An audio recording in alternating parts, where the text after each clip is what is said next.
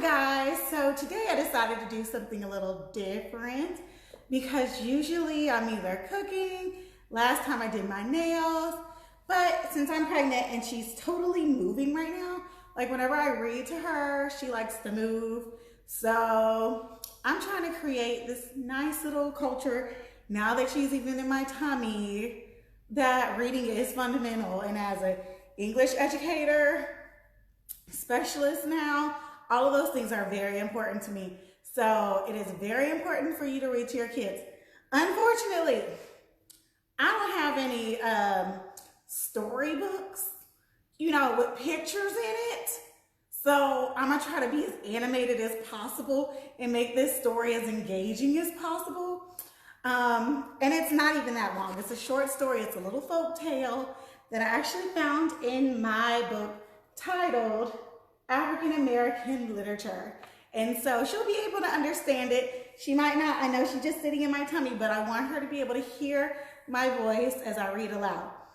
By the way, y'all, and baby Sweet, look, it's a Ghanaian folk tale. So I had to Google how to pronounce these words correctly. So I believe her name is Anance. It's about the spider. That's what Google said. Her name is pronounced Anance. And the other character is pronounced Naimi. So we shall see. But it's really short. We ain't gonna be on here that long, y'all. It's literally uno, dos, tres pages. All right. So this one's called Spider's Bargain with God, a tale from Ghana. Kwaku Anance, the spider, went to sky god Nana Naimi and asked whether he could buy the stories told about him, so they would be told about Anance instead. Nana Naimi said, "Yes, provided you bring me the following things in payment." Ooh. So, and by the way, Naimi in Ghana means omniscient. So the spider went to the god to ask, can he have buy stories so that they could be about him? Look at him being all selfish. Poor, terrible spider, right? Anyways, Anance says, "I'm willing, just name them." Nana Naimi said, "Bring me a live leopard," because this is God, right? "A pot full of live bees and a live python." Anance was afraid, but nevertheless, he agreed to provide them. He went home and sat down and thought and thought. At last, he took a needle and thread and set out toward the forest where the leopard lived. Uh-oh, kind of scary for a little spider to go with a leopard. That's two dynamic size differences, right? Anyways, when he got to the stream where leopard got his water, he sat down, took out the needle and thread, and sewed his eyelids together. Okay. He waited. When he heard the footsteps of leopard coming to fetch water, he began to sing to himself, "Nana Naimi is wonderful. He sewed me my eyes and took me to this palace. Then I began to see wonderful things, and I've been singing of them ever since. Beautiful women, palaces, rich and delicious food, and a wonderful life." Leopard came up to him and asked, "Anance, what were you singing about?" He replied, "Nana Naimi is wonderful. He sewed my eyes and took me to his palace.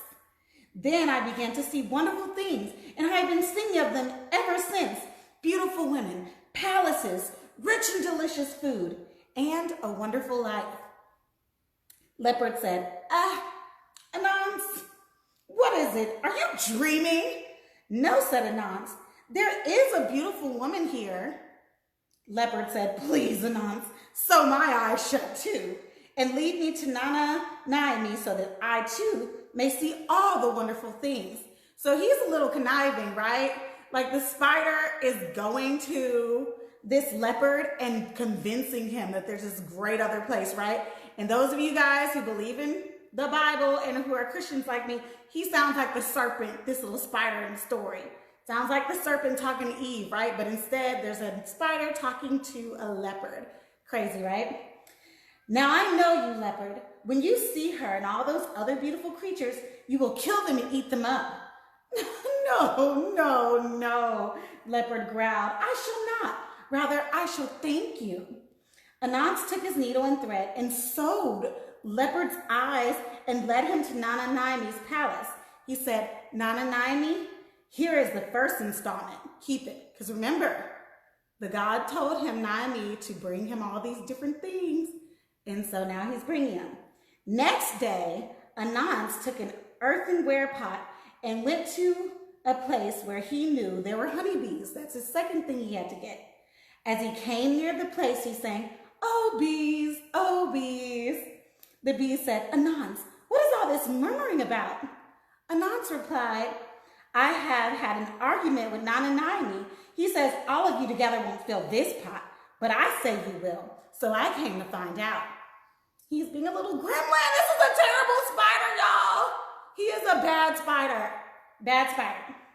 They said, oh, that is easy. And they flew into the pot. Buzz, buzz, buzz, until the pot was full and every bee had flown into it. Then Anansi quickly sealed the pot and carried it off to Nana Naimi as his second installment. So far he's given the god a nice little pot, a leopard with the eyes sewn shut. Gosh, I can't say it. And then also some bees. So the last thing, if you guys are paying attention, he now needs to bring the god a live python. So let's see how he does this, because he's a conniving little spider, isn't he? For 2 days, he could not think how to get the third, a live python. But at last, he hit on a plan. He went to the forest and cut a long stick, a stick as long as a tree. He carried this off to the forest, singing to himself, I am right, he is wrong, I am right. When Python saw him, he said, Anansi, what are you grumbling about? He answered, how lucky am I to meet you here? I have had a long, bitter argument with Nana Naimi, and I have known you for a long time, and I know your measurements, both when you are coiled and when you're fully stretched out. Nana Naimi thinks very little of you. He thinks you are only a little longer than the green mamba and no longer than the cobra. So now he's challenging the python. The python is like, oh, okay, so you're telling me that the god thinks that I'm little?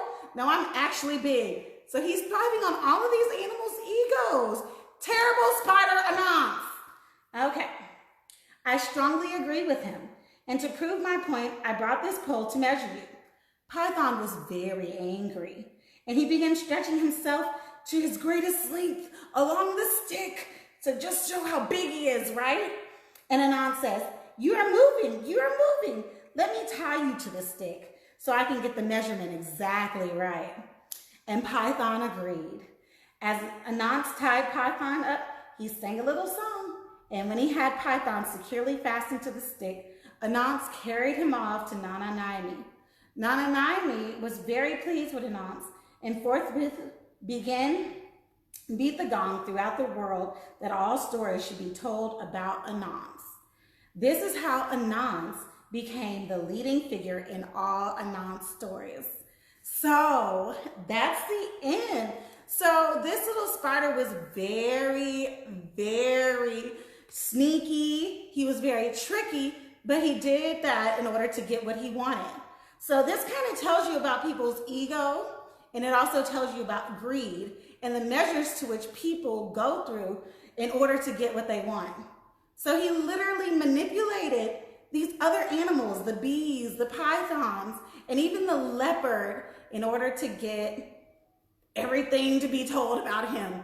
That's so sad. Sad, sad, sad. Anyways, guys, so that was story time with Tiki and baby Win, who's in my stomach. Hopefully she was able to hear mommy read to her. And so just so that y'all see just how pregnant, look at her, she's so cute. But anyways, just so that you guys can hear. So next time I'm gonna read another story. It might not be from this book, but probably it's gonna be from the Bible, because baby Sweet needs to know her Bible study stories, okay? She needs to know about Jesus, and she needs to know all those little basic stories about the coat of many colors and Noah and the ark and the animals. So I'm starting her early, y'all. I don't play games. All right, well, anyways, I hope you guys have a wonderful evening. Thank you for joining me with Story Time with Baby Win and Mama Tiki. All right, talk to y'all later. Bye.